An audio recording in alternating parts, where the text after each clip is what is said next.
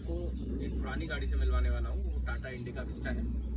तो आइए करीब से देखते हैं टाटा इंडिका विस्टा, जो कि 2012 से 2014 के बीच में अपने सेगमेंट में बहुत पॉपुलर गाड़ी और सक्सेसफुल गाड़ी रही है। तो आइए मैं आप लोगों को दिखाऊं। टाटा इंडिका विस्टा में जो सबसे इम्पोर्टेंट चीज़ें आया करती थी उस टाइम पे, वो आज भी कस्टमर्स को बहुत ज़्यादा पसंद है। इसी के बेसिस पे कई गाड़ियों ने, इसी पैटर्न पे कई गाड़ियों ने अपने आप को मेकओवर किया और कई गाड़ियों ने अपने आप को नए सेगमेंट में डाला। तो पहली चीज़ जो उस टाइम पे दी थी, जो इंडियन कस्टमर्स को तब समझ में नहीं आती थी, उनमें से एक चीज़ थी इसके डायमंड कट एलॉय व्हील्स, जो कि 14 इंच के आते थे। चारों ही डायमंड कट एलॉय व्हील्स आते थे, प्लस साथ में यहाँ पर क्रोम स्ट्रिप्स आती थी। जो रूफ थी वो ब्लैक थी, ब्लैकआउट रूफ थी। इसमें जितने भी कलर्स आते थे उसमें ब्लैकआउट रूफ का ऑप्शन आता था। ये एक ZX मॉडल है जिसमें D90 का इंजन लगा हुआ है। ये एक 1200 सीसी का फिएट इंजन है। तो उस टाइम पे ये बहुत अच्छा काम करता था और आज भी ये बहुत पॉपुलर VGT टर्बो इंजन है, जो कि आज भी कई गाड़ियाँ यूज़ कर रही हैं, जिसकी माइलेज और जिसकी मेंटेनेंस बहुत अच्छी मानी जाती है। तो रियर में इसमें जो स्पोर्टीनेस देने के लिए इनको एक रियर स्पॉइलर दिया गया था विस्टा को। एक बहुत अच्छा क्लैडिंग दी हुई थी, जैसा कि आप नीचे देख रहे होंगे यहाँ पर। और अगर आप इस क्लैडिंग को फॉलो करते हैं तो ये आगे तक आती है, जो कि आगे एक एग्रेसिव लुक देती है कार को। ये एक स्टांस है जो कार का बहुत अच्छा है। आप देख पा रहे होंगे ये जो क्लैडिंग है ये बहुत ही खूबसूरत लग रही है, और इसको बॉडी कलर बनाया था तब। तो ये उस टाइम की एक अच्छी क्लैडिंग वाली चीज़ थी। सामने की तरफ आते हैं तो इसका फ्रंट फेशिया जो था, वो फ्रंट फेशिया इसका टाटा के लोगों के साथ एम्ब्रॉयड था। यहाँ पर टाटा का लोगो क्रोम में था, यहाँ पर क्रोम लाइंस थी। तो ऊपर से नीचे तक क्रोम लाइंस थी, इसके नीचे ये आता था। और आपको बता देता हूँ, ये जो बम्पर दिया हुआ है, इस बम्पर के नीचे एक बम्पर है, वो ओरिजिनल है। तो ये कवरिंग थी। So this was again a good and a nice bit. तो उस टाइम पर इस गाड़ी में इलेक्ट्रॉनिकली एडजस्टेबल मिरर्स थे। ये फोल्ड नहीं होते थे, बट इलेक्ट्रॉनिकली एडजस्ट होते थे। Chrome finish. यहाँ पर एक सिल्वर लाइनिंग के लिए वो दिया हुआ था क्लैडिंग, बहुत ही खूबसूरत लगती है। डीजल टैंक, जो कि 35 लीटर्स का डीजल टैंक है। Rear wipers with डीमिस्टर।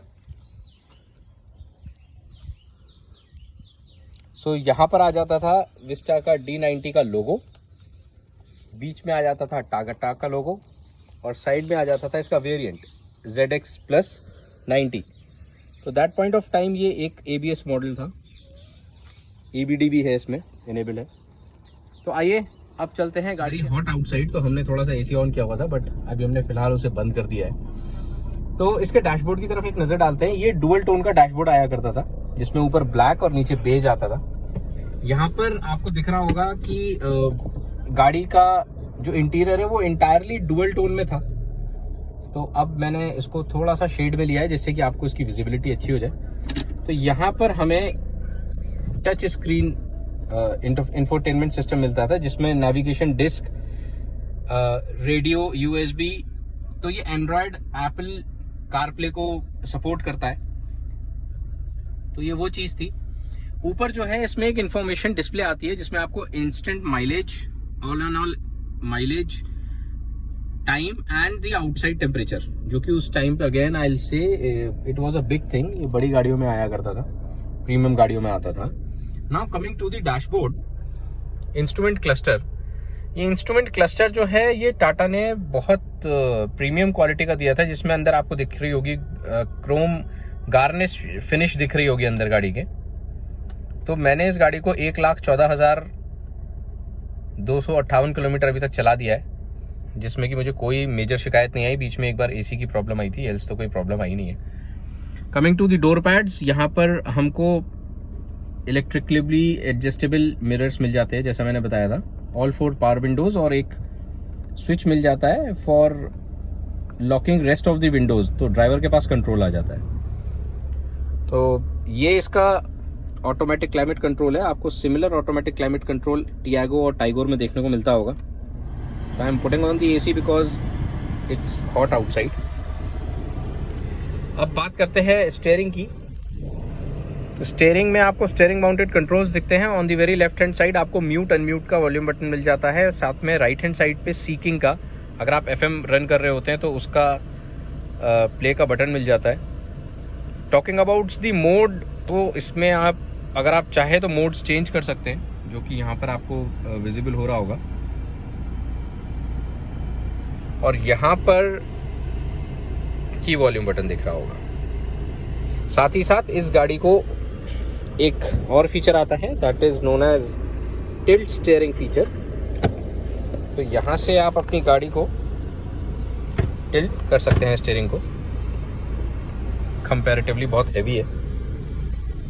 Okay friends, तो अब हम अपना गाड़ी टाटा इंडिका विस्टा को ड्राइव कर रहे हैं। तो यहाँ पर गाड़ी में कुछ बेसिक सेफ्टी फीचर्स की बात कर लेते हैं पहले।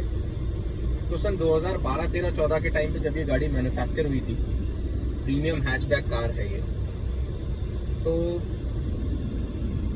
उस टाइम पे इस गाड़ी को EBD दिया था और इस गाड़ी को ABS दिया था। इस गाड़ी को 2 एयरबैग्स दिए हुए थे, एक ड्राइवर और एक को ड्राइवर साइड एयरबैग्स दिए हुए थे। तो सेफ्टी के मामले में इस गाड़ी ने कभी भी this is a model where airbags was there, लेकिन इसके ऐसे कई वेरिएंट्स आए हैं जिनमें एयरबैग्स नहीं थे, लेकिन तब भी टाटा इंडिका विस्टा कहीं पे भी हिट होती थी तो रेयरली लोगों को डैमेज होता था। तो उस टाइम पे बहुत अच्छी चीज़ थी ये। रोबोस्ट कार्स के लिए तो जानी जाती ही है टाटा। तो सेफ्टी मेजर्स में it's a very robust and trustable product जो कि ये बन जाता है। स्टीयरिंग की बात करूं तो स्टीयरिंग इसका थोड़ा सा हैवी साइड में है। तब तक इलेक्ट्रॉनिक स्टीयरिंग की टेक्नोलॉजी नहीं थी तो उसको ये नहीं दे पाए इसमें, लेकिन हाइड्रोलिक स्टीयरिंग है। अगर आप सिटी में मनोवर करते हैं तो थोड़ा सा प्रैक्टिस की जरूरत होती है, और इस हाईवे पे तो it cruises like a rocket.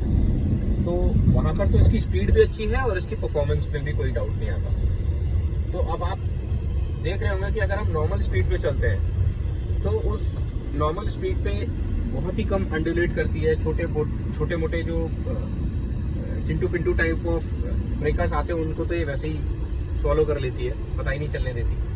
Window area की जो मैं बात कर रहा था, अब आप देख रहे होंगे कि विंडो एरिया जो ग्लास एरिया है वो कितना अच्छा है इस गाड़ी में। उस ग्लास एरिया में सबसे अच्छी बात यह है कि आपको नेक टू नेक विजिबिलिटी बहुत अच्छी मिलती है। अगर आप टाइट ट्रैफिक में भी हैं तो ये गाड़ी आपको कभी भी नर्वस नहीं होने देगी, ये आपको कंफर्टेबली उस ट्रैफिक से निकाल देगी। तो एक बहुत अच्छी चीज है इसकी। अब बात करते हैं इसके परफॉर्मेंस की और इसके मेंटेनेंस एंड माइलेज की। तो देखिए, मैंने इस गाड़ी को 1,14,000 किलोमीटर समवेयर चला दी है। उसमें मैंने कई सारे रीजन्स ट्रैवल किए हैं, जिसमें पहाड़ी एरिया भी रहा है, प्लेन्स भी रहा है, कोस्टल एरिया भी रहा है। तो इस गाड़ी ने कहीं पर भी कोई डिसअपॉइंटमेंट नहीं दिखाई है। With carrying 3 people 4 people at a time ये अच्छे से पहाड़ों पे, हिल्स पे क्लाइंब भी कर लेती है। और कोस्टल एरियाज में तो वेदर ही इतना अच्छा होता है कि वहाँ जरूरत नहीं पड़ती है, आप तो खाली ड्राइव एंजॉय कर रहे होते हैं near the seas. And rainy season में भी इसने कभी भी ऐसी कितनी भी तेज बारिश हुई हो, इस गाड़ी के बिल्ड क्वालिटी ने जब भी कभी ड्रॉप्स पड़ती हैं, तो आपने देखा होगा कई कंपनीज हैं जिनकी गाड़ियों में जब ड्रॉप्स पड़ती हैं तो अंदर काफ़ी आवाज़ आने लगती है। ऐसा कभी भी टाटा ने, विस्टा ने मुझे डिसअपॉइंट नहीं किया। मुझे लगता है कि हाँ, I am sitting in a robust tank जिसमें पानी का कोई भी ये नहीं आता। Talking about the engine maintenance, तो अप्रॉक्सीमेटली 4,000 to 6,000 रुपीज़ की मेंटेनेंस है इसके इंजन की, और उसमें सारी चीज़ें इंक्लूड हो जाती हैं। Air filter, fuel filter, oil filter, engine oil change, AC filter cleaning and all, सब हो जाता है। ऑथराइज सर्विस सेंटर पे हमेशा सर्विस कराइए, गाड़ी हमेशा अच्छी रहती है। जो लोग कहते हैं टोयोटा चलती है या होंडा चलती है, I says, my experience is every car runs if you keep it like you want to keep the car for long time. So every car runs pretty good.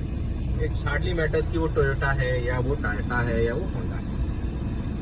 Talking about performance, it's very good car. 90 bhp जब आपको ज़रूरत होती है तब वो आपको boost up करते हैं। 15,000 RPM के बाद किक इन करता है उसका टर्बो, और वो बहुत अच्छा किक इन करता है।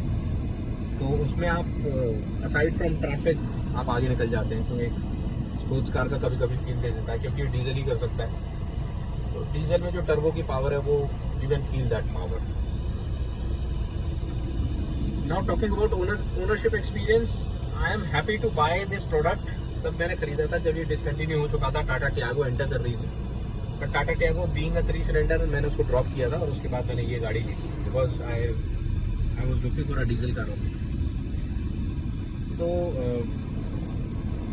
विस्टा को रखने में और चलाने में कोई प्रॉब्लम नहीं आती है, आप अच्छे से रख सकते हैं, अच्छे से चलाइए तो ये गाड़ी सालों साल चलेगी। अभी ये 2013 मेक है और अभी भी आप देख रहे होंगे इसकी कंडीशन कैसी है। तो अगर मैंने इसे कायदे से रखा है और इसने मुझे कायदे से परफॉर्मेंस दी है तो आई बिलीव सभी लोगों को ऐसा परफॉर्म करके देती है। Okay friends, talking about the mileage of this car, तो इन दैट केस माइलेज अगर मैं सिटी की बात करता हूँ तो इसने हमेशा ही मुझे 17-18 का माइलेज दिया है, not less than that. If I talk about highways, अगर मैं इसको पहले के 2 या 3 kilometre without putting on the AC तो it will give me a mileage of 25, क्योंकि पहले के 3 किलोमीटर में ये सेट कर लेता है इंजन, अपने आप को ट्यून इन कर लेता है। और उसके बाद आप लॉन्ग रूट्स पे जब चलते हैं तो इसको आप 70, 80, 90 तक भी ले जाते हैं, then it is also giving you a mileage of 25 kilometres, जो कि आज की डेट में भी एक प्रीमियम हैचबैक देने के लिए स्ट्रगल करती है। ये तो फिर भी 6 साल चल चुकी है एंड ऑलमोस्ट 1 साल खड़ी रही है एजेंसी में, तो भी इस गाड़ी ने मुझे परफॉर्मेंस में या माइलेज में कभी भी डिसअपॉइंट नहीं किया है। मैंने जब भी इसमें डीजल डलवाया है, I have driven it for a long period of time, तो इसने अच्छा माइलेज दिया है। द गाड़ी, this car is been clocking regularly on 16 to 18 into city and 21 to 25, 24 on the highways. So this is the mileage bit of Tata Indica Vista. Okay, so this was an overview of my own Tata Indica Vista. I hope आप लोगों को ये video पसंद आया होगा और मेरा जो एक्सपीरियंस है कार का जो मैंने आपके साथ साझा किया है वो आपको अच्छा लगा होगा। कोशिश रहेगी कि ऐसे ही रिव्यूज़ आपके पास आते रहें, आप लोगों का सपोर्ट मिलता रहेगा तो और भी अच्छा लगेगा। इन दैट केस अगर आप लोग कुछ और जानकारी जानना चाहते हैं जो टाटा इंडिका या टाटा नैनो या और भी किसी गाड़ी से रिलेटेड है तो प्लीज़ लेट मी नो। आप लोगों के सपोर्ट और आप लोगों के प्यार का इंतज़ार रहेगा कमेंट बॉक्स में। तो मेरे चैनल को प्लीज़ लाइक करें, शेयर करें ज़्यादा से ज़्यादा और सब्सक्राइब कर लें। Thank you so much.